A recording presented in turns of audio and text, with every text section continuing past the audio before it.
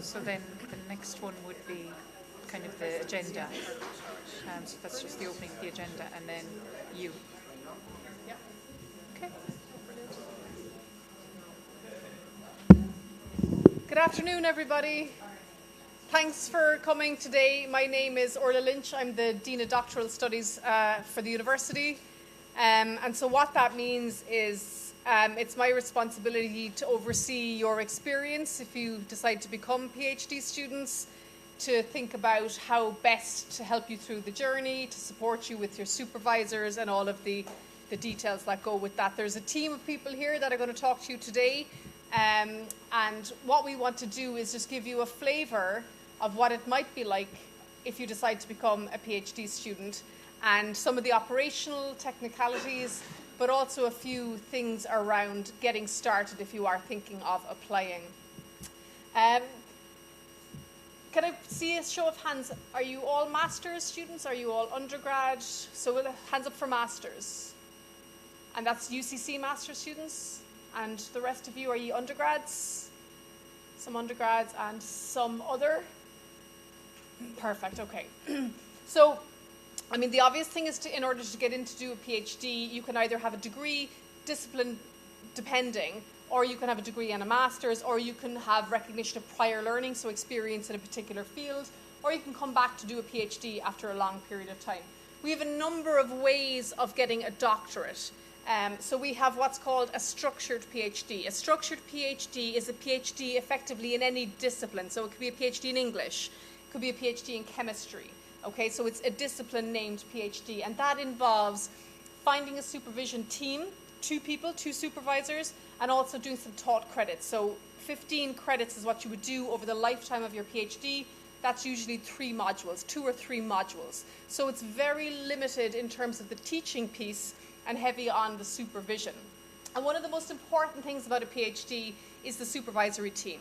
So that's the fundamental part about achieving success when you do a PhD, working with people who you want to work with, who you can work with, who you enjoy working with, and that's what's really, really important to success.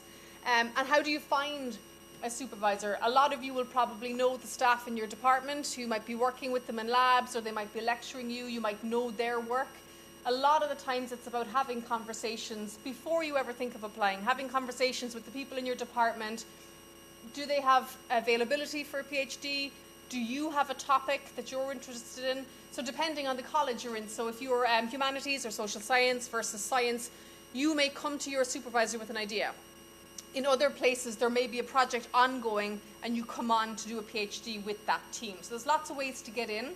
There's one other thing to think about when doing a PhD is that we have some named PhDs. For example, PhD in clinical psychology, we have PhD in dentistry, we have PhD in education, so they're very specific and they're closer to like a master's with the dissertation as they are to a structured PhD. But you'll probably know, if you're interested in them, different entry pathways, so you'll be talking to other people. So that's the main offerings that we have. I suppose one thing that's kind of an ongoing issue for us at the moment is funding, which we'll come back to in a little while, but also employability. And there's often conversations around, why do a PhD? Will it get you a job? Do you need a PhD for a job? And mostly you don't. Okay, so there's very few positions, except maybe in academia, where you'll need a PhD to get another post. So one thing we want to be very clear about up front and very honest about is that of the people that do PhDs, only about 10% will get full-time jobs in academia. So only about 10% will get an academic post, kind of lifetime academic post. So it's something to bear in mind, that you want to think about what use the PhD is going to be for you, what do you want to achieve with it, where do you want to go with it, and very much think about that. We'd see a lot of people coming in after a career, so teachers, Gardaí, and doing a PhD after the fact. We see people coming in at 21, 22 who've done a degree and they're starting off their career by starting a PhD. But I think it's certainly something for you to bear in mind that, you know, doing a PhD does not guarantee you a job in academia or research, and you also want to very, very much align what you want to achieve with what you're doing. Okay, so they're just things to think about, and it's not to push you back and say we don't want you, we just want to be honest about those conversations. In terms of funding, it's a difficult landscape for PhD funding. So in Ireland, we have Research Ireland that provides the vast majority of funding for PhD students in the country. Recently, the government decided that the PG scholarship or studentship was 25,000. So if you are awarded a Research Ireland a PhD scholarship, you get 25,000 plus fees. Okay, so that's the maximum you will get on those schemes. They're our biggest funder, but they're still scarce on the ground. In the sciences, you're more likely to do a funded PhD. The vast majority of people will do a funded PhD related to a project, like a European project. And in social sciences, humanities, business and law, you're less likely to get a scholarship. There are fewer available, and there are fewer projects available internally and across Europe. So funding's a major issue. We do allow self-funding in Ireland. A lot of Europe doesn't allow it anymore, but self-funding means you are paying your own fees. And if you are paying your own fees, as you know, the fee schedule is online. For domestic students, roughly around 6,000 per year. International students are much higher, above 13,000. So those fees are substantial, and people do take between 4 and 5 years to finish a PhD. Okay? Increasingly across Europe, we're trying to push that down closer to 3, but the norm at the moment in UCC is above that 4-year mark. Okay, so just bear that in mind when you are thinking about a PhD. There are other options within the university for elements of funding, so you can do teaching, where you'll get a work contract and an hourly rate. Some departments offer a fee waiver for demonstrating and things like that, but again, that's very much patching together the funding as opposed to receiving a lump sum funding. And now that I've given you all the bad news, and if we keep pushing you back and you keep coming, we know you really want to do it.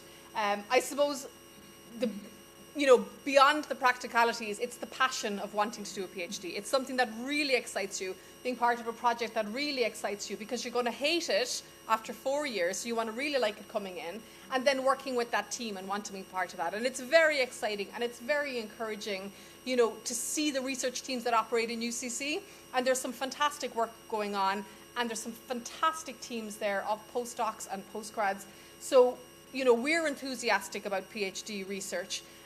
We'd love to have you come on board, but we want to make sure that you're starting from the right place, that you're set up and ready to go, and we can do the best we can to get you funding if that's possible. And what we're going to do today, we're going to move on a little bit.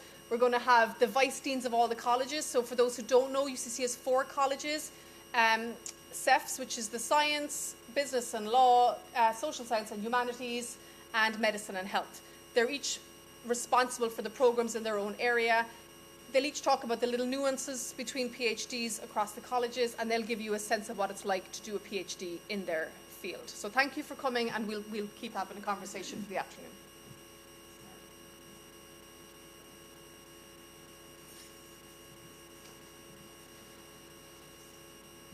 Thanks, Orla. I think I can just move on to, So my name is Professor Eric Moore, and I am the Vice Dean for Graduate Affairs in the College of Science, Engineering and Food Science. So what I'm going to talk to you about kind of follows exactly what Orla was saying about how to find a PhD supervisor, some of the kind of footfalls, challenges, and, like I said, the A to Z of how to become a PhD student effectively. You're at a crossroad, okay? You're like I said, you're probably here now coming out of a master's or finishing in final year of your undergraduate degree, and you're thinking, I'd like to continue my further education, and I'm considering doing a PhD.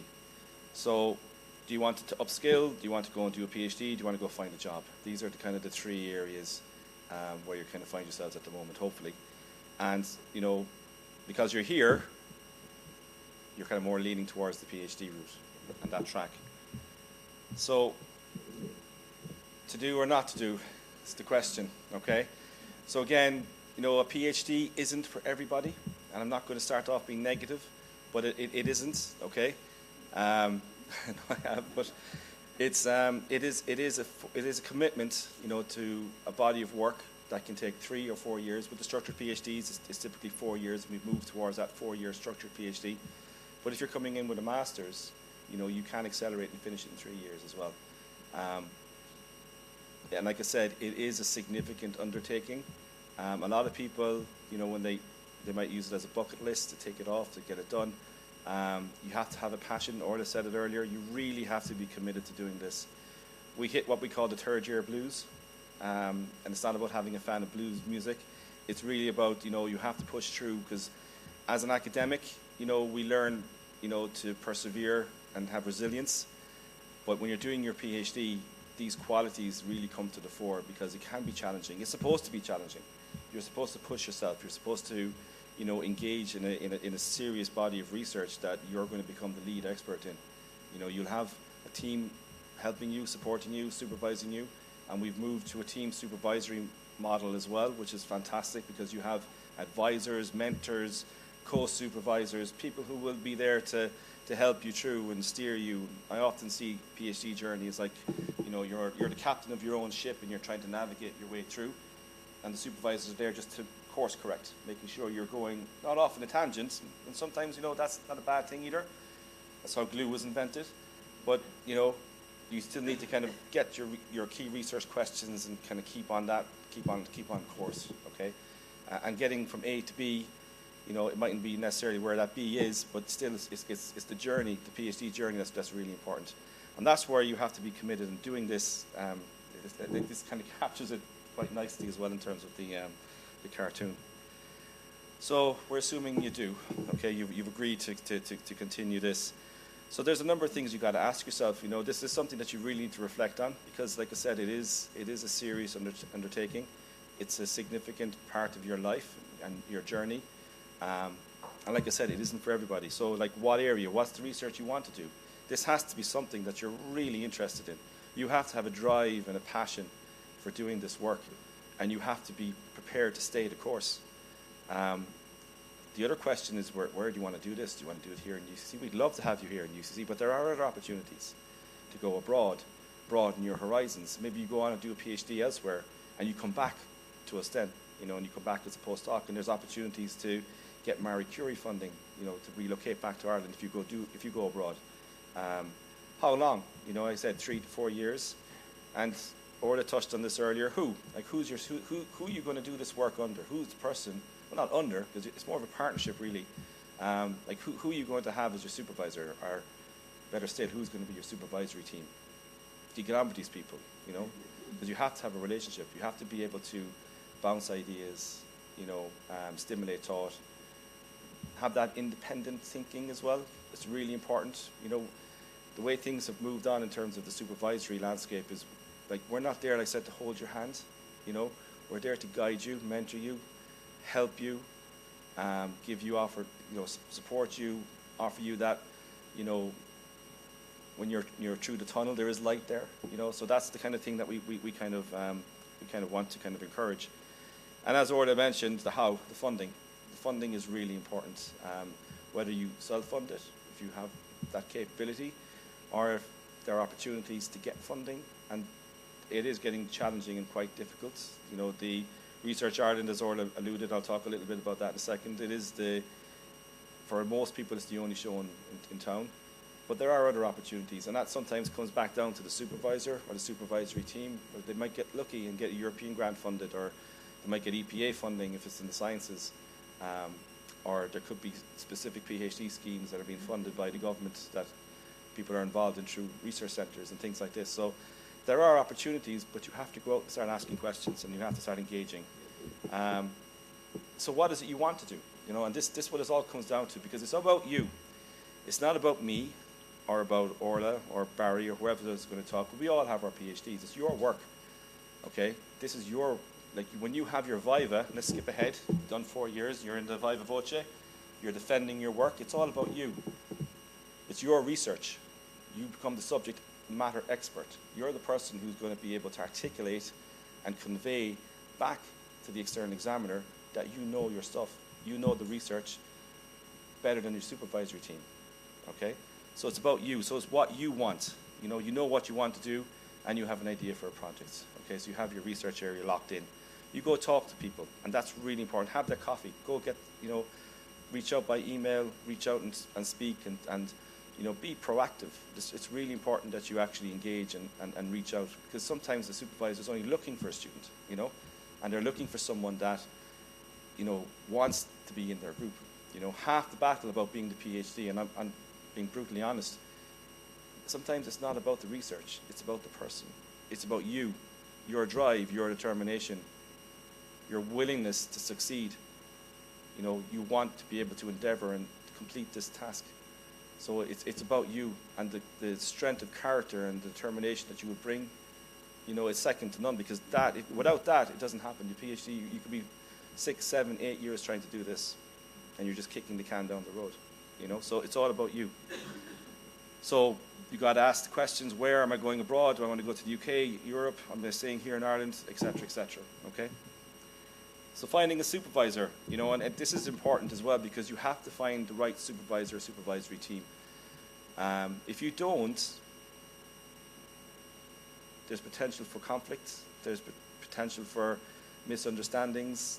Things that you thought were going to happen didn't happen, and then we have other resolutions that we need to bring in, and it gets a little messy. So you have to be able to work with someone. You have to be able to find the person that you're going to work with for 3 or 4 years. So a good idea that is obviously have the coffee with them, read some of their papers, see what they're doing, what their research is about. Do they have a successful track record of graduating students through their group? Contact them, say you're interested. Ask them if there's a possibility of working with them as well. But do your research. Research the team, research the person, research the group, okay? You don't know who you want to work with. Like I said, check out the website, search the papers, contact them, and just talk. It's really good to have that, as Orla said, have that coffee, meet them, discuss with them. And then the big elephant in the room is the funding. Yes, Research Ireland, the stipend now is €25,000, and you get your fees paid on top of that. But there are other opportunities as well that you need to secure as well. Like when you're doing a PhD, it's always good practice that you present your work as well, that you go for conferences, you try and get some travel support. But again, where do you want to go? What do you want to do? There's these enterprise partner schemes as well. So people if you go to industry, like you can go get a job, and in 5 or 6 years, you say, I'm actually earning enough money now. I'm prepared to, maybe do this part-time and take it in 6 years. So come back in and upskill, and maybe the company will pay for it. So there are strategies available to you in terms of to meet your needs and your own current situation and what you're doing. If you're prepared to go and do it now, bite the bullet and get it done in 4 years, you will need to look at funding. Okay. Innovate for Ireland, this is another opportunity. I was trying to look at their website last week to see if they've updated it. But again, these are the kind of the topics. It's spread right across, so all disciplines are covered here. You can go on their website, you'll see what they're funding. But again, it does cover. But it is challenging, and Orla's right. It is quite difficult to get this type of this kind of funding. So Research Ireland, again, you can see this is the flagship initiative of the government, okay, for their Global Citizens 2030 strategy, and they want to have, they say 1,200 doctoral scholarships, by the time this happens. So we're now 2026. So there's 4 more years running in this. They've got 3 key pillars here that they look for their program. So the PhD Research Scholarship Program, the Entrepreneurial Leadership and Innovation Program, and the Innovation Ecosystem. You can click on the links here afterwards. Then they were still only up for last year. They haven't released any of the new funding calls yet for this year. I'm surprised at that. I would have thought they would be out already, but they are coming. So I'd say watch the space over the next couple of weeks. I would expect calls to be released by Research Ireland for funding opportunities in this landscape. There are also European opportunities. So again, your access portal, there's a PhD portal and a scholarship portal. You can take a look at these. There is always European projects that are looking for students as well. They will advertise. I know Tyndall put up roles looking for PhD students all the time in their recruitment. Links on the web page every week. It's updated. So there's plenty of opportunities, especially with some of the research centres. They're looking for people. So, take a look to see what jobs are out there. Also, if you want to go abroad, there's a few links here to the UK, France, Germany. Again, these slides will be made available to you. You can take a look at them. The US, Canada, Australia, New Zealand as well. Again, I put up these, because these are where you can do your PhD primarily through English. Okay, but if you're looking at going abroad, make sure if you're going to a country where, if they're going to speak all in French, that you've got a good level of French, or you're prepared to learn the language as well. Okay, so there's a few things to consider. Think about what you want to do in the future, even going beyond the PhD. So once you've got the PhD, what's next? Do you want to go postdocing? Do you want to go down the lecturing road, become an academic? There are very few jobs. It's very difficult to get on that bandwagon. And Orla's right as well, most jobs don't require a PhD, but it does help because you would go into leadership roles as well. So you got to look at that. Talk to current PhD students, ask them about their experience. So when you do start a PhD, or before it even, you can talk to students. There's that peer-to-peer advice is really, really important. Even the students that have graduated, talk to your lecturers, get their advice, see what because again, we have stories. We have our PhD students. We've got them jobs, or we've helped them get jobs in industry, so we can give advice on that as well. So again, research, like you have to look at this in a way of, it's a big undertaking. So you really have to plan it through. You have to do your research. You have to look at, why do I want to do this? So potential universities, potential supervisors, living expenses, social living, these can all be factors as well. There's a visa requirement. Funding is important, as I mentioned, and there could be other requirements to do a PhD as well, and an application process. So again, what's really important here is that you've got a really good CV and you work on your interview skills, because again, for some of the posts, especially in Tyndall, you'll have to interview, okay? And then develop any funding application and project plan in conjunction with a supervisor. So again, if you're looking at Research Ireland, a lot of those grants you're putting in the application, it's all on your profile. You want to make yourself the best candidate, the best potential applicant that's going in there, and it's very difficult. I mean, you need to be scoring over 88%, to even be considered. So you want to be getting into the 90s, and you need a good supervisor to help you maybe polish and tweak it.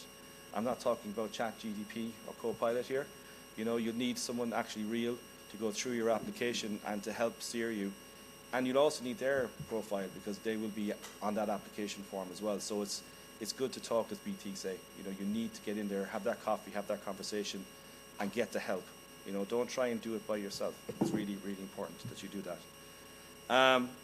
And it can be a slow process. 1 minute, yeah, it can be. So start early in the process. Start early, engage with that cup of coffee, as I said, and planning your career.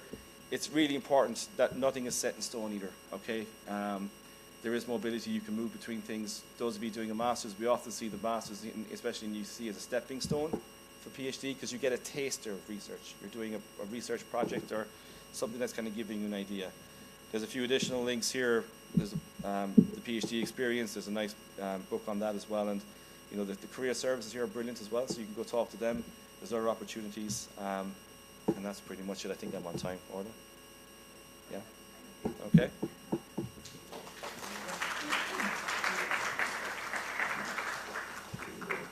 I hope I'm not entirely redundant. We always make Eric go first. He covers everything. So I'll try not to duplicate some of the key information that's really common to all 4 colleges in the university. I also have to apologise. We sent on our slides to Phil, who combined them, so I actually don't know what's coming up next. They might have been slightly rearranged. So I'm Barry Monaghan, and I'm the head of the graduate school in the College of Arts, Celtic Studies and Social Sciences. The Arts and Humanities is the easier way of saying it, so I might continue in that vein. I'll run through everything I want to say, hopefully covering what you need to hear. Could I have a quick show of hands of those of you who might be considering the College of Arts and Humanities, just to get an idea of number? That's okay, that's reasonable. I can kind of look out across the room.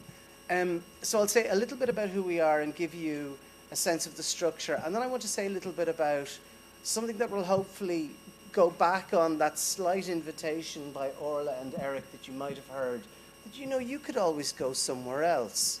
I disagree.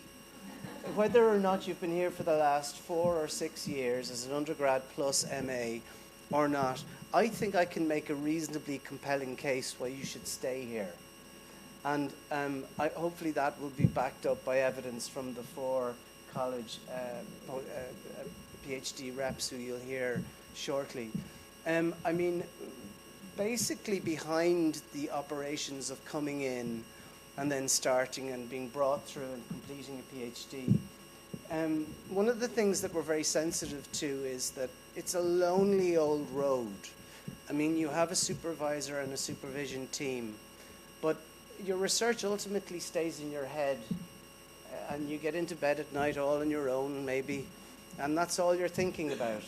And it's important to know that in order to get you through and to help you through, there's a very complex mechanism, really brilliantly managed and run by a whole load of people whose names you might hear, but who you will most certainly never see. And it's important for you to have the assurance that that system works. And we're here to say it does. And that it is, despite the cold, hard technology that we use to get you through the system and to support you in that endeavour, it does have a real friendly face behind a door. Now, it's important to say that because from the beginning, and Eric has said it and Orla has said it, the most important thing you can do is find a good supervisor.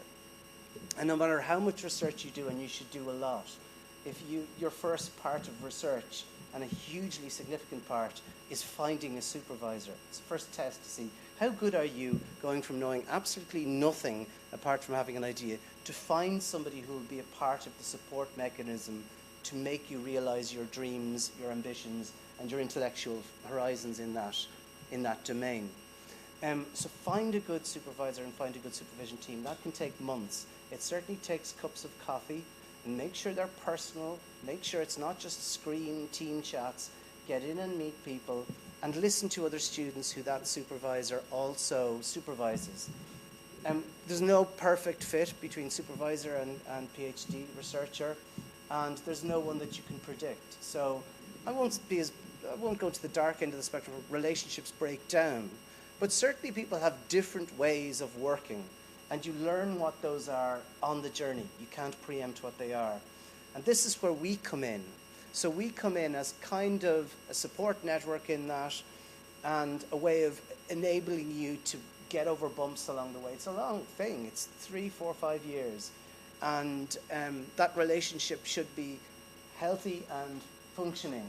But at times it gets strained, or at times perspectives differ. And so we're there to help you with that. So very quickly, the college, who are we? We're 10 schools, 33 departments, 463 academic research supervision staff, over 470 postgraduate researchers, and the graduate school. The graduate school is I and Karen, who's sitting down there in the purple coat. And we are the graduate school. But technically, if you start a PhD in this college, you are automatically a member of the graduate school as well. So we organise a number of activities throughout the year, trying to bring the community together and recognise, you have an identity, regardless of whether you're studying English, applied psychology, French, there's something that you have in common, and it's this strange endeavour to achieve a PhD, a doctorate in philosophy, regardless of what your bracket subject is. The graduate school and you. So we are involved in exactly this kind of event. So we put ourselves in front of you so that you have a sense of who we are, and a first look at the faces behind the names.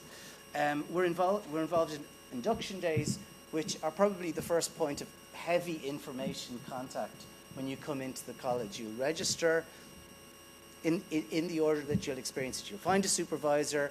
After considerable discussion, you'll apply through the mechanism UCC apply, and then you'll come on board and you'll have an induction day. The induction day throws everything that you could possibly need to know at you, so much so that it can be overwhelming. So we remain as the kind of touch point for you if you have queries about the kind of information that you've received during the induction day. That takes the shape of ongoing support mechanisms, and we also offer some of the training that you need for the very skills you acquire to fulfill the PhD. You actually have to do some modules. There's some modules that you have to do. There's a certain number of credits you have to do, and this happens to be one of them. And these, as I said, provide the information that you'll need for continuing on the PhD and for embarking healthily in research. We also give assistance with various funding schemes. We have very modest schemes, but nevertheless they're appreciated by students. We've travel bursaries, and we have the College Excellence Scholarship, which covers the EU fees. So if you apply for that in advance of starting your PhD or during your PhD, if you're successful, your fees are covered for 3 years. Modest, as I said, but it has been very helpful in the past for students. We're involved with making sure that your engagement with and interaction with other offices in the college and in the university are healthy, and that those channels are open. You recognise where they're, so we enable that for you.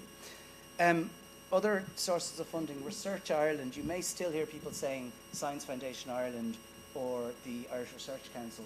These last year came together under the Research Ireland Award, which Eric spoke about. As I said, we've the College Excellence Scholarship, and we've travel bursaries, and we've a smaller set of awards that I can talk to you about later.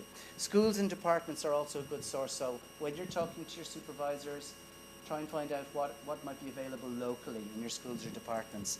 And here's just a small sample of those. So history, music, Spanish, Portuguese, Latin American studies, German and Italian have these various awards available.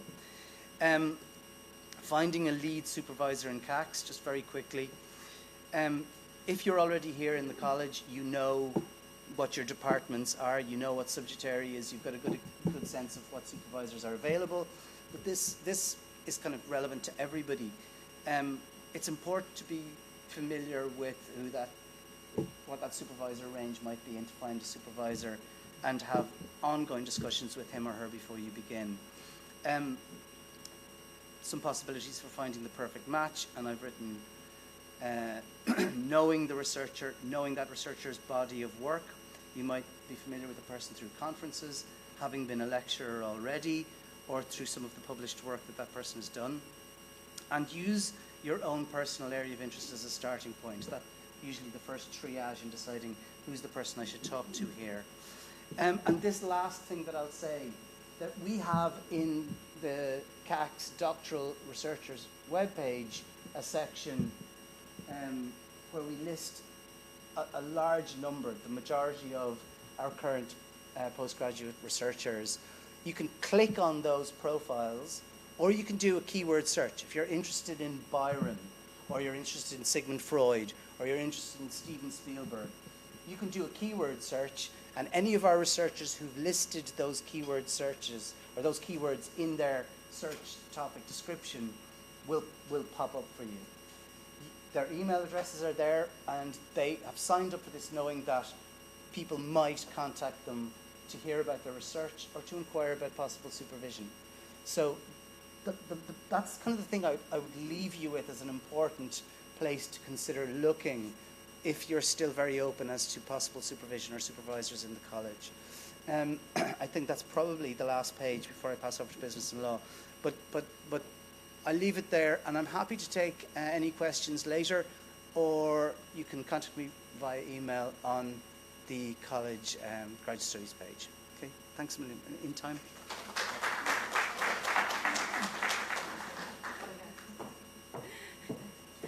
Hi everyone, I'm Professor Jane Burke, and I'm in the Department of Economics myself, and I'm Vice Dean for Graduate Studies in the College of Business and Law. Just to say how the College of Business and Law is structured, we have a School of Law and a School of Business, which is Cork University Business School. And within the business school, then we have 5 core departments. We have economics, management and marketing, food business and development, accounting and finance, and business information systems. So they're the 5 with the School of Law, all make the College of Business and Law. So I'm afraid I will probably skip through some of these slides because I think Eric and Barry have done a very good job of talking about how important the supervisor is and how important it is that you're the right fit for a PhD. So, you know, it's very much the same thing. Okay, but just to say, a PhD is a training in research. It's not more college. It is very different from doing a taught program. So you have to know, are you going to enjoy the process of doing research? Because it can be slow, it can be messy, there can be setbacks. So all those things, you know, do you have the kind of tolerance for that ambiguity? Are you self-motivated? Are you able to work independently? You also need to be willing to ask for help, because that's so important. When things are going wrong, you have to speak up with your supervisors, with your peers, with people in your discipline, okay? And you also have to be comfortable with feedback and critique, because your supervisors, they will have your best interests at heart in terms of getting you from the beginning to the end of the PhD. But feedback can be very direct sometimes, and it can be very, you know, it can be disappointing after you've done a lot of work. But it has been given for a reason and for the right reasons. While the topic is important and the research question is important, I think it's important as well to think of it more as a launch pad than a finished plan, because it will change. If you already know the answer, it's probably not a PhD topic. If enough people have researched it, if all that information is there already, you know, it's not a PhD topic. When you're doing a PhD, you're going to be making a contribution that hasn't been made before, okay?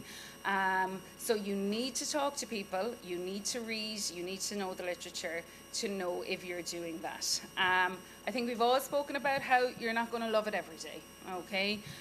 You're not going to love any job every day, but it should survive the bad weeks. You should be invested in it enough to get through.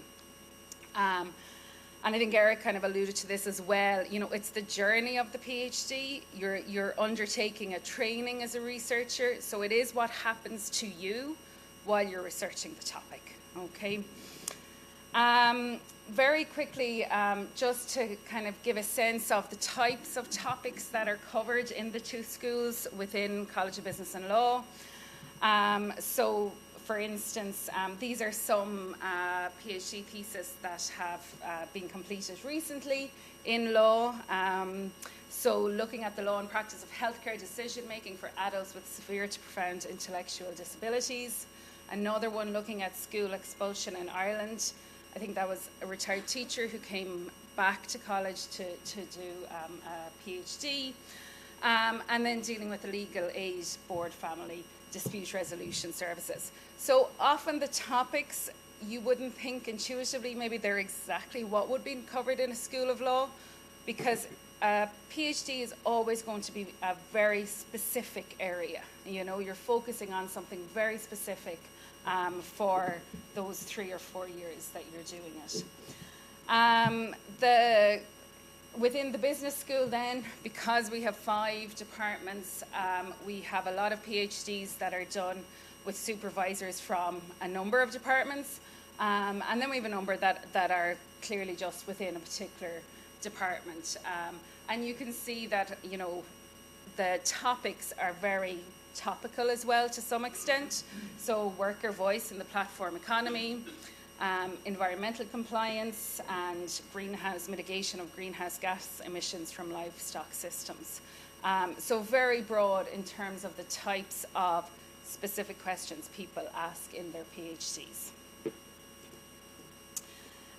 We've all said this at this stage.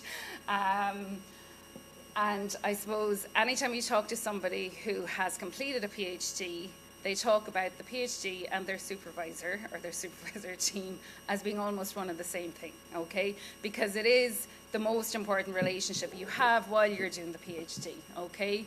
And it's very much, you know, you're choosing that working relationship. You're making that choice to work with that person and persons for the next 3 or 4 years, and that you will get the best out of it for you when you leave and when you go on.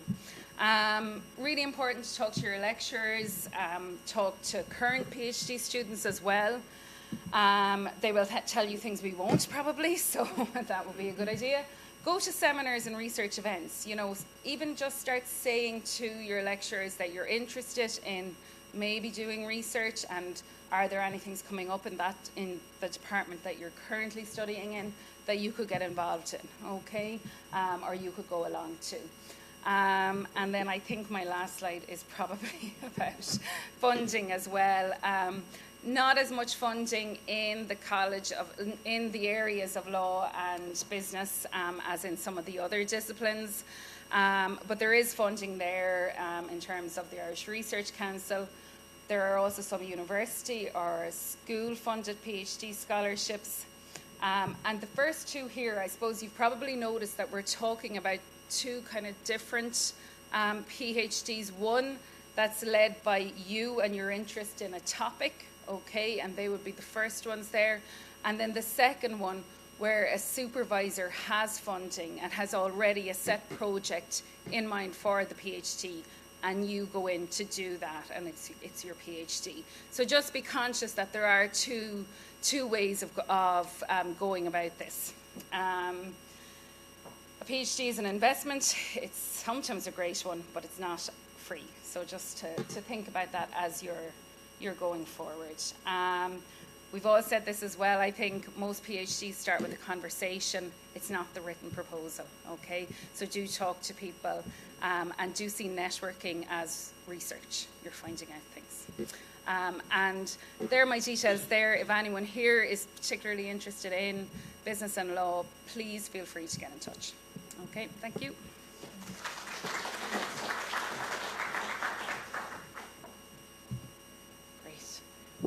Can I have a show of hands for those who might be in the College of Medicine and Health next year with a PhD or an MS? Great. Okay. I can speak to the 7 of you. Excellent. Okay. So the rest of the people just sit back and relax and see what we are doing in the College of Medicine and Health. So I am the Vice Head of College of Medicine and Health for Graduate Studies. And like the other colleges, we're very research active. And because we're very research active, we have a very active PhD, MD, MSc by research community. We have 6 schools, and in addition to the schools, they have sub-departments, and in addition to those schools, we have a number of institutes that you might be familiar with, probably Infant or ABC Microbiome, or the Cancer, or the Centre for Gerontological and Rehabilitation. So we have, I'm again not going to go through, have you heard that the supervisory team is important? Yeah? Have you heard that funding is difficult to get? Okay, great. So, but it's also very exciting. It's a process whereby, yes, you become the topic experts and you make great connections, but there are also transferable skills which are really, really valuable, and particular graduate attributes that are associated with your PhD that are invaluable in careers as you go forward with them. So just to keep that in mind as well. So I suppose, like the other colleges, we're quite diverse in terms of the spectrum of where scientific research is. So it spans clinical research, advancing patient care at the bedside, innovative laboratory, medical laboratory studies, public health and population health policy, and this has been taken to a next level in terms of particularly around COVID and public health policy, and then obviously new medical technologies as well, and we work closely with colleagues in Tyndall and medical devices. So it's very much around translational healthcare and translational medicine. So again, just to maybe drum up a bit of excitement in terms of the process and being part of a team and contributing, these are some of our areas of strategic importance. And the future areas, and some might be familiar with those, look around future aging and brain sciences, children, food, microbiome, future medicines, cancer. And to give you some examples of the kind of research highlights for this year, we have, say, the Linda Familia, and that is work undertaken by a group across medicine and health, and also with the Department of Economics in scaling a digital health system in East Africa to help mitigate child and infant, mother and child mortality rates due to infectious diseases. Another example would be PD Life, and this is the first all-island, I suppose, Parkinson's disease research hub. And they look at issues around stigma, around quality of life, around physical activity. And then the Transcend XR looks around how we can use virtual reality, augmented reality, digital reality in terms of helping to navigate adolescents and young men in the survivorship period after testicular cancer. So very innovative, very exciting projects that our PhD students and our postgraduate researchers are involved in, and in a cutting edge way. And I don't say that lightly. Really exciting ambitions, not just for 26, but for the future in terms of linking closely with industry, linking closely with medtech if it's appropriate, and always linking closely with our academic health system, sciences system in terms of patient care and clinician input. So graduate studies, and Barry and Eric and we've lost Jane, have said what each of the graduate studies do. And in terms of funding, it's no different. But I would say that the likes of the Health Research Board, Horizon Europe, do have a lot of, I suppose they provide a lot of our PhD students where the supervisor has posts or has particular studentships for them. We are very lucky in that we have a very active postgraduate student committee, ably led this year by Megan here. And this has been in train for a number of years. And we host a number of events, and when I say we, Megan does, and her team. And they're very interesting. Unfortunately, I wasn't around for the Kizumba Kaylee, but I've been reassured that had nothing really much to do with a Kaylee. But this is really important. As Barry alluded to, it can be sometimes a lonely journey, depending on where you are. So these types of social activities connect you outside of your individual workspace or outside of your individual supervisory team and making connections. The winter gathering as well is really good food, so that's always really popular. And they have a number of initiatives with the Graduate Studies Committee in terms of looking at ways at which we can make this journey easier for you. And signposting from the start to the finish at different stages is really, really important, particularly if you're in healthcare navigating uncertainty, and that becomes second nature in terms of navigating that uncertainty. But sometimes if you have those touch points or those signposts, it can become eminently easier. So get in touch. I won't give out my own email, but that's the grad school medicine and health email, and we can take questions for those afterwards. Okay, thank you.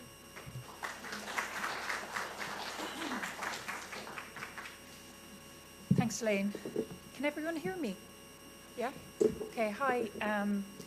I am Anya Flynn, and I'm the head of the Graduate Studies Office. So I'm going to talk to you a little bit about the steps that you should take when you're actually applying for a PhD here at UCC.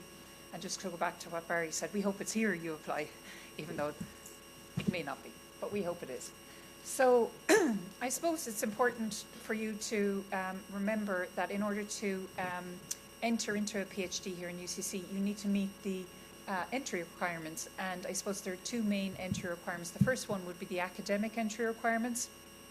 So in order to gain access to a PhD, you need to have a minimum, excuse me, of a 2H1 in your undergraduate degree. Now, some of you will have that, plus you'll also have a master's, so you're well on your way to achieving your goal of getting admission to a PhD. But the minimum requirement is a minimum 2H1 in an undergraduate degree. And most people do tend to go on to a PhD in roughly the same disciplinary area as their undergrad, but it doesn't always have to be that way.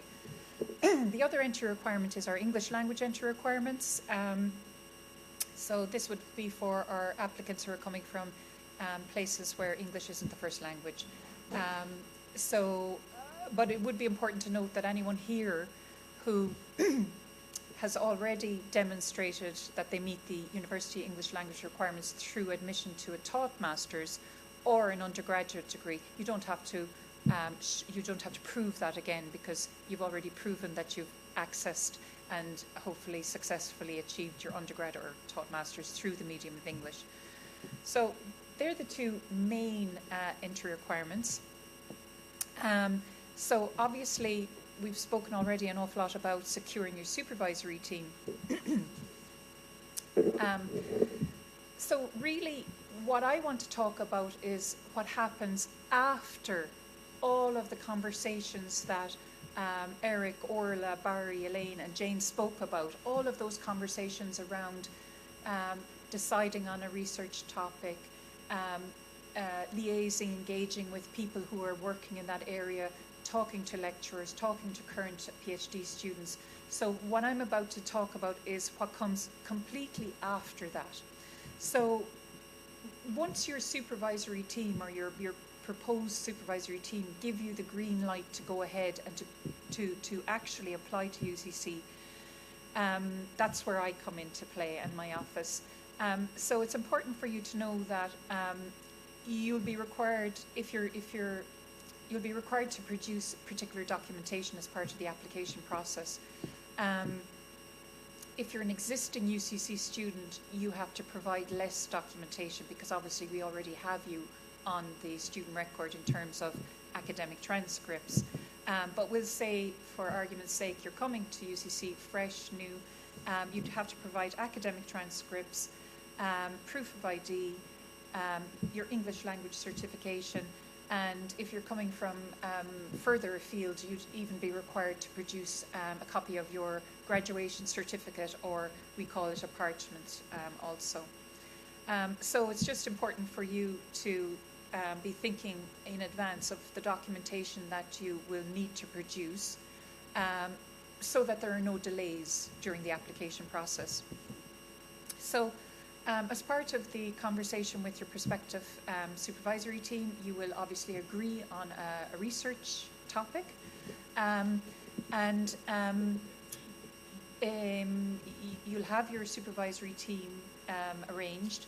You'll gather all your documentation, and it's only then that you would actually go to our online application engine and actually submit an application.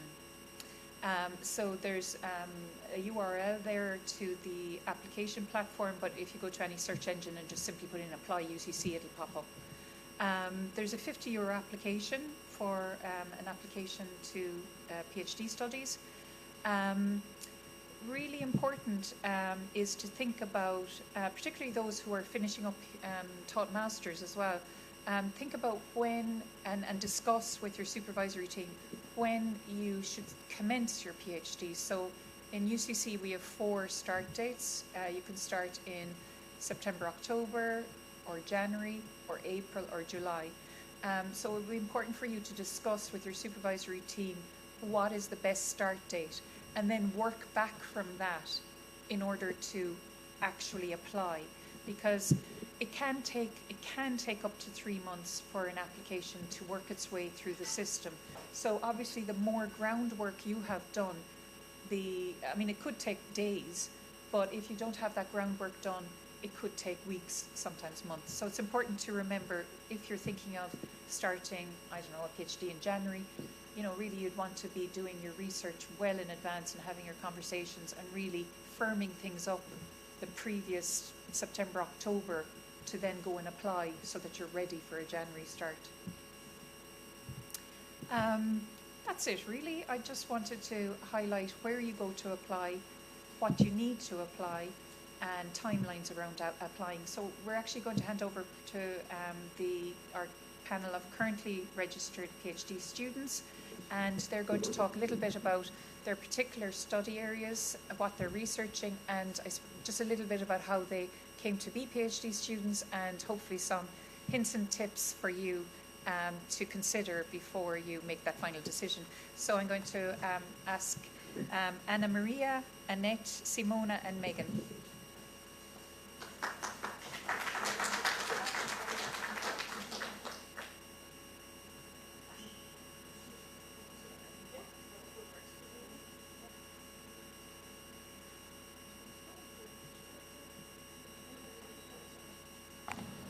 Hi, can you hear me?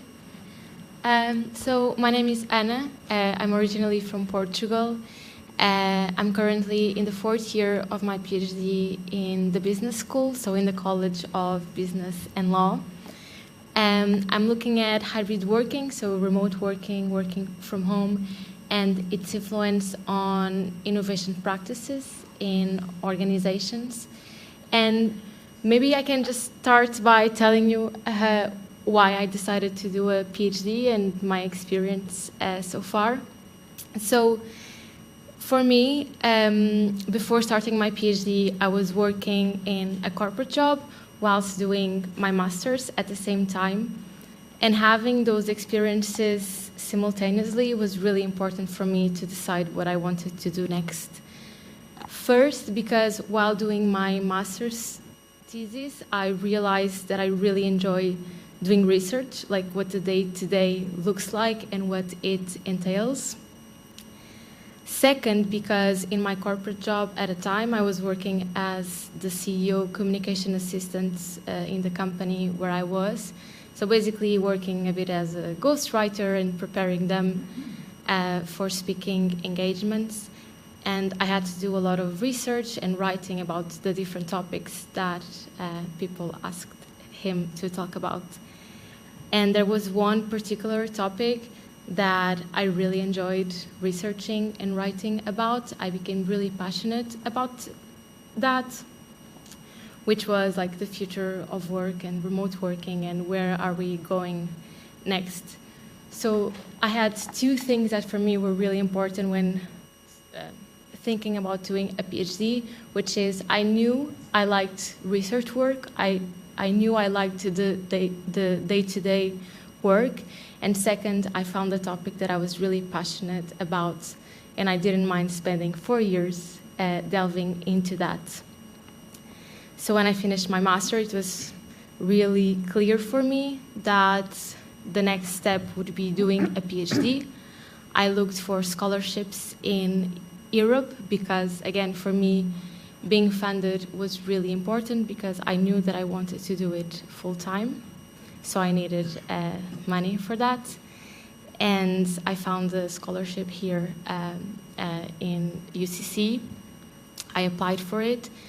The scholarship was specific in my research area, so it was about flexible working and hybrid working. So because of that, it was easier to find supervisors because I knew that those people listed in the ads were interested in my topic as well. So I contacted them through email. I applied and I fortunately got in. So that's my experience coming here. Maybe I'll just let you talk and then we can say that. Okay. Or does anybody have a specific question for you? Oh. Okay, good. Next story. Thank you. I'm Annette. I'm third year, towards the end of my third year blues, to be honest, PhD. Technically, I'm in applied social studies, so in the college, in CACS, in the College of Arts, Humanities, Celtic Studies. I'm also the student rep there. However, my desk, and this is now the confusing bit, is in the Western Gateway building. I'm in a center in a program funded by computer science. So I'm one of those interdisciplinary people. And I originally come from Germany, and I've had 12 years professional experience in Germany, and I'm a social worker, and I always wanted to do a PhD. And the reason why I came here is specifically because of the program. And I fortunately heard about it because I had already everything set up to start a PhD in Germany. And it's one of those lucky things because I had been looking into Ireland because it's the English-speaking country in Europe, and it would have been an interesting thing for social work because Germany is great, but social work research is actually very, in its infancy in a way, and it's much more professionalized here. So, long story short, I got very lucky because I have all the perks of a fully funded Research Ireland scholarship, plus a lot of funding for going to conferences and a training budget and stuff like that. So those centers exist, so definitely look around. Ours are unfortunately now ending. They were called advanced centers, advanced CRT or advanced AI. And they often have a technology focus or a different science focus. I'm not so sure how many exist across other colleges. But it's really an amazing opportunity, especially if you are, as some of you said, are not so set on doing something very, very specifically. And also, who would have thought that a social worker, who's not interested in the health arena, but actually does youth research, is going to get a funded PhD in one of those heavily science-funded centers. So yeah, look around, definitely look around. And from an international perspective, two things I would like to flag. One thing is, I think Ireland and UCC has a huge advantage because the supervisors here, or the culture, how to be supervised, is something it's outstanding and it's exceptional for me, because I would have not expected that level of support from any supervisor in Germany, because it's just, I don't know why, but you're definitely less alone here than even though you might be still alone. But you're very, very supported. And the other thing is, and it's maybe a bit of an outlier, but I'm just saying it because it's part of my own experience of doing a PhD. When I look into the crowd, some of you might maybe decide to have a child or to start a family or to have a second child during a PhD. So maybe consider this in advance, because that is actually one thing that is not such a great support structure in Ireland. Again, I got lucky because my program has maternity leave. Mind you, though, it's 6 months, and then you need childcare or you need a support system. And it's not taken for granted that the university creche takes you in. Very important. And childcare is not for free, even though students get a lot of subsidy now, but it is not for free. So definitely think about this. I mean, probably everybody does, but I still also want to encourage people to do it, because even though it's not the easiest thing, it actually is an important topic to talk about, because there are more people like me, mid-career doing a PhD, trying to do something new, but it often coincides with also the whole family planning thing. So yeah, be courageous and do it for sure, but also have good supports in place.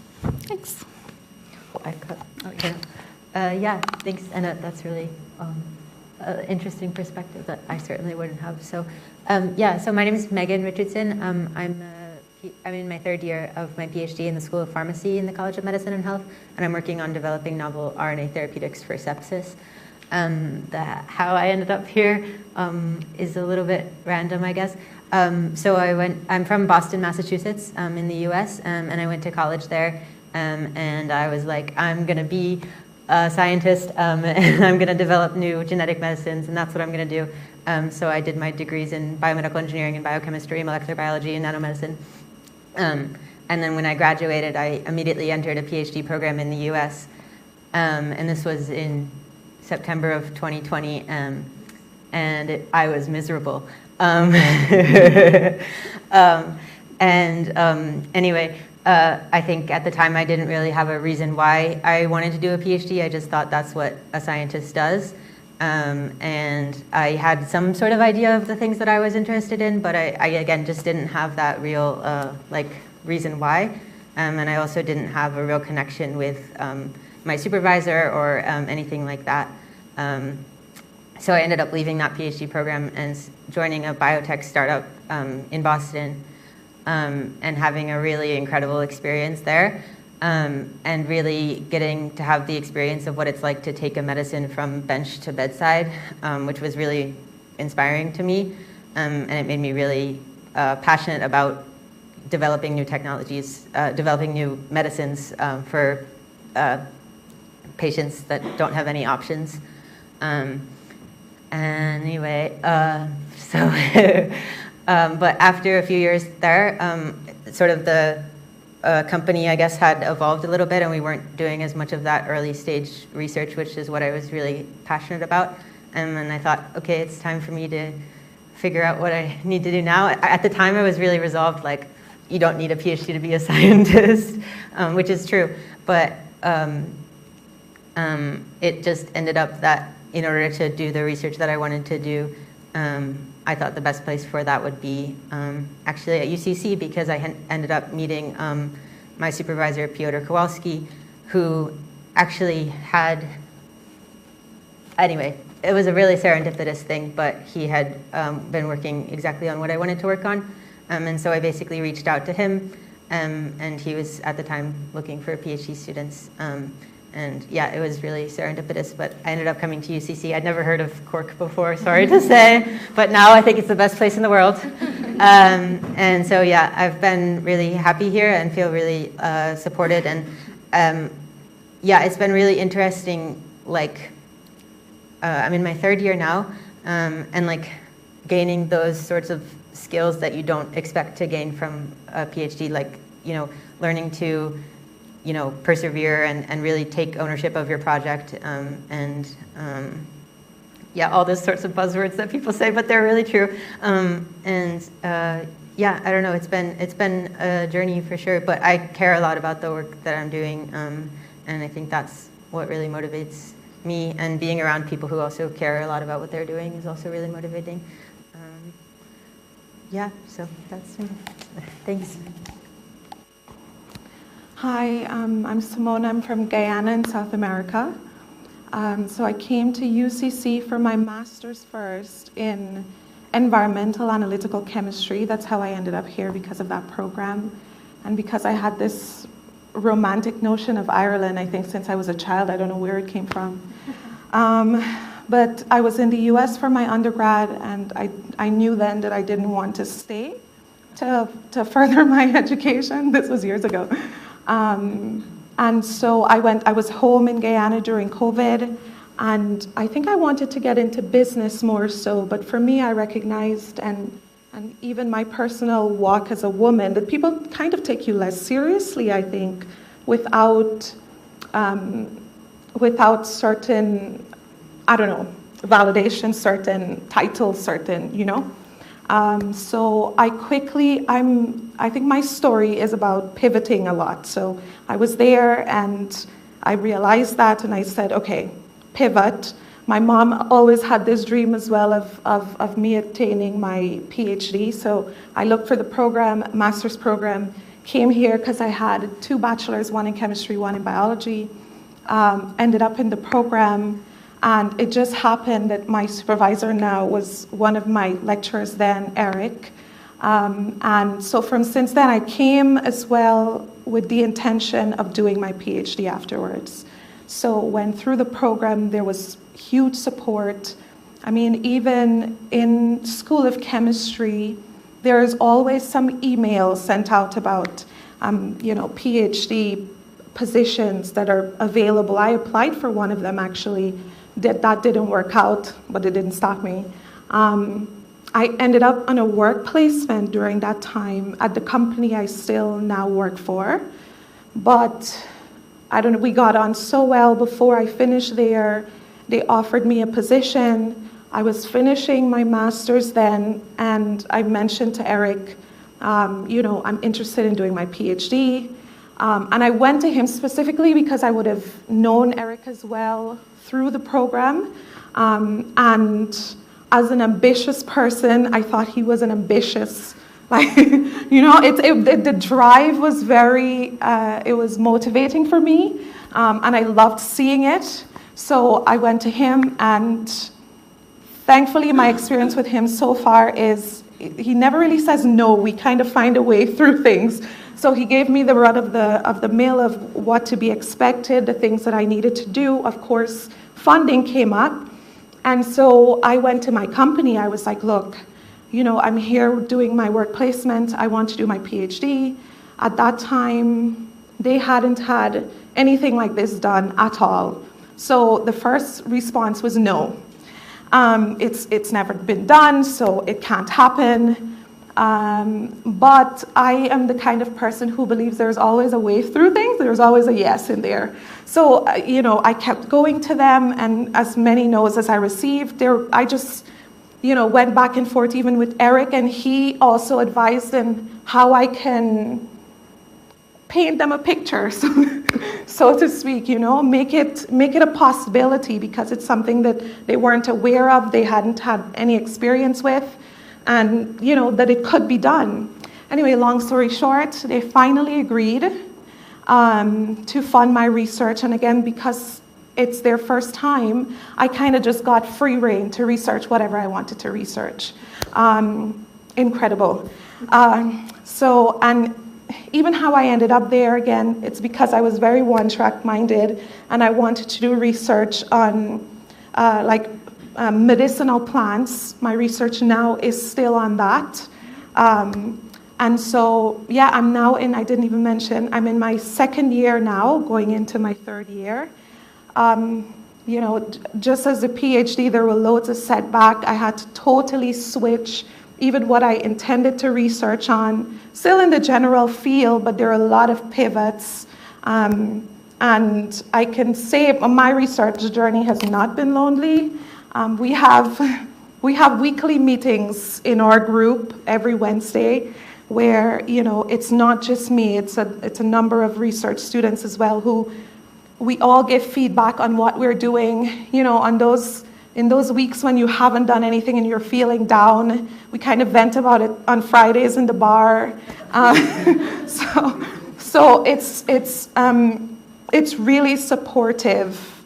And it's true, if you find the right supervisor, the right team that you could work with, and you want to do it, it can be done. Don't take no for an answer. There is a way that it could happen, So, yeah, I think that's it.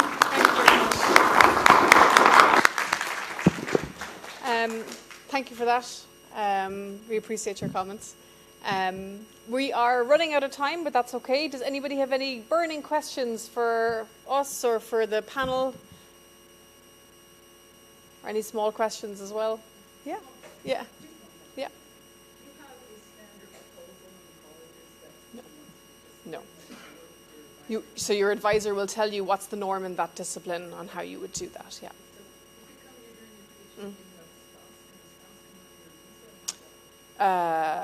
Don't know. Do you know that, Anya? Can a husband or wife come on a visa if you have a spouse and you get a student visa? I do not know.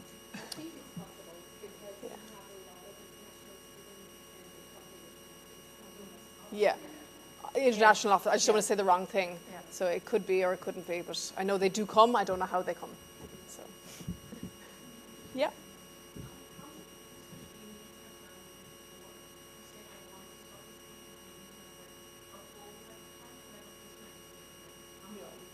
No, so like the role of the supervisor's initial conversation is very much to tailor it down. So most people come with like a massive idea that's 5 PhDs, and then the job is the discussion is to narrow that down. So that's very difficult to do in your roles. That's something you do with your supervisory team. Yeah. How much of the research area that you might do for your masters what you think are the literature choices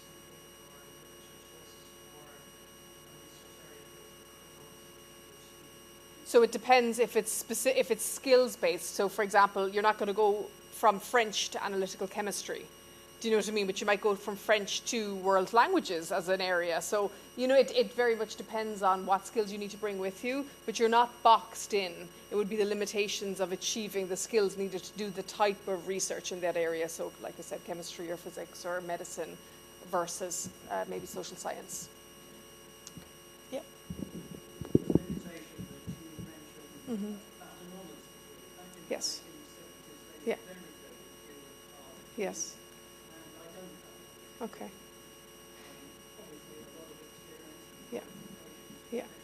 Yeah. Yes, absolutely. So we have a pathway called recognition of prior learning, and that's absolutely a pathway in. Yeah, because there are a lot of, like, even nursing wasn't a degree in the past and is now, and so we understand that, and there's ways of dealing with that application as well. Yeah.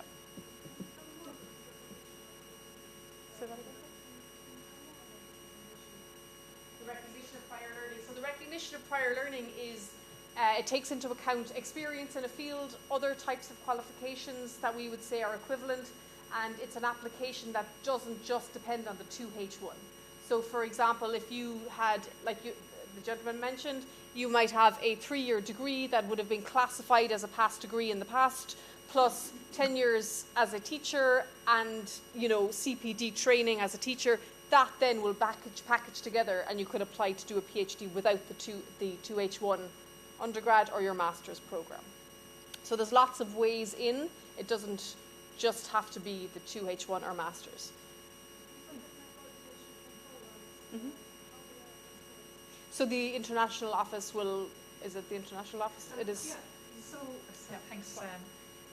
So anyone who applies to us and who's done their education to date in a different jurisdiction outside of Ireland, outside the UK, when we receive the applications, we compare what's in front of us with a standard comparison.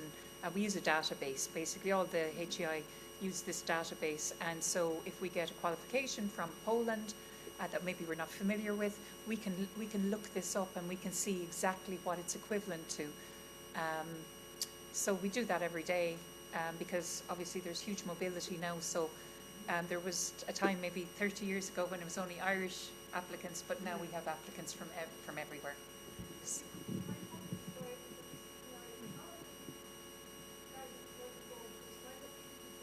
Yeah, so maybe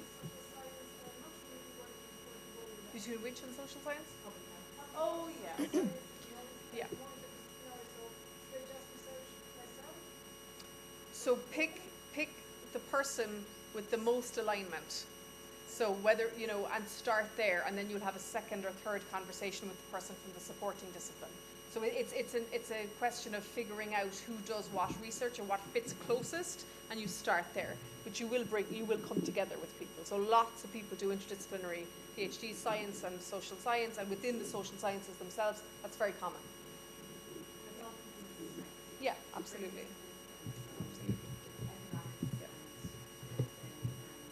Yeah. Yeah. Yeah. And that's very common as well. Yeah. Yeah.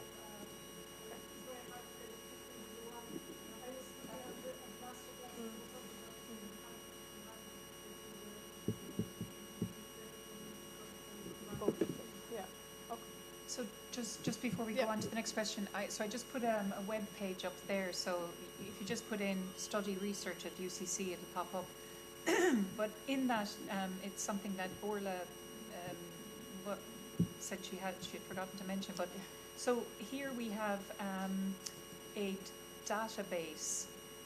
It's essentially of all researchers in UCC, and so you can do some searches,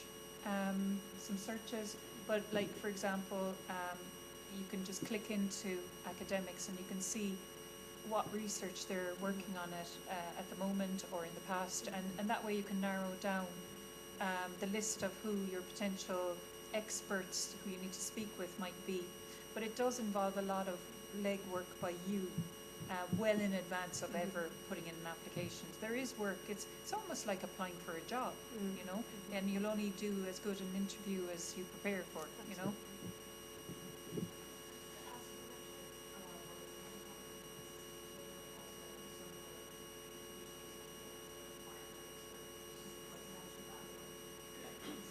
So the question is what are the teaching responsibilities if you were to undertake a PhD?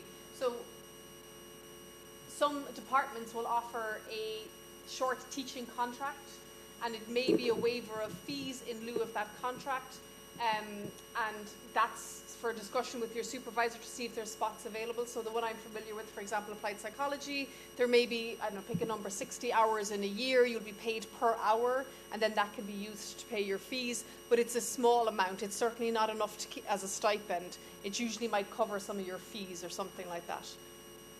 I think I saw a hand at the back there as well. Yeah.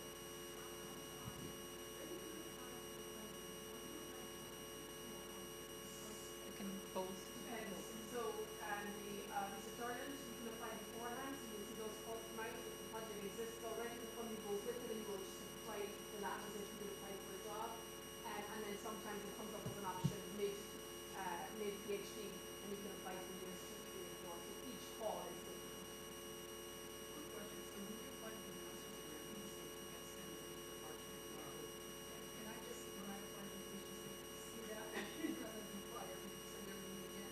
So, so are you currently taught masters?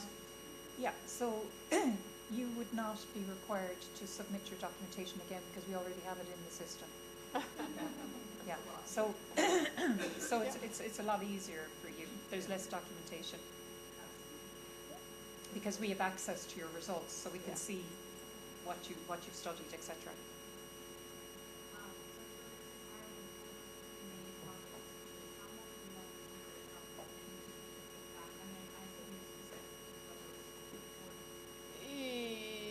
Usually the project is pretty well stated and you come into a part of a research team within a lab, so you wouldn't have a lot of space there. Maybe a little bit, but not a lot. Not much. Whereas if you're making a proposal, it's your proposal. But those are the ones then that you have to look for funding and you might be successful that way. Thanks very much.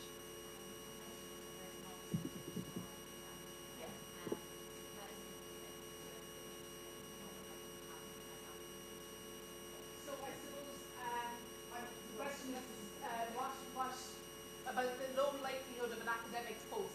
Now, sometimes in academia, just hanging on in there means you'll get one eventually. But what they kind of mean is that, you know, at 25, 26, you finished your PhD, that you will walk into an academic post.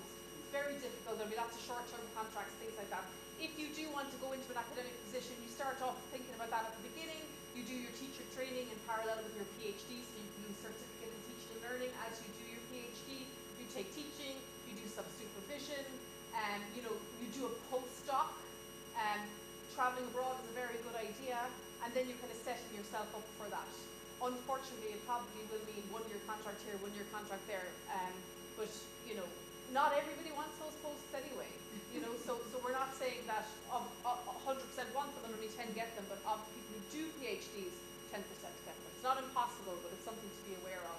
You've got to be ready to plan for that.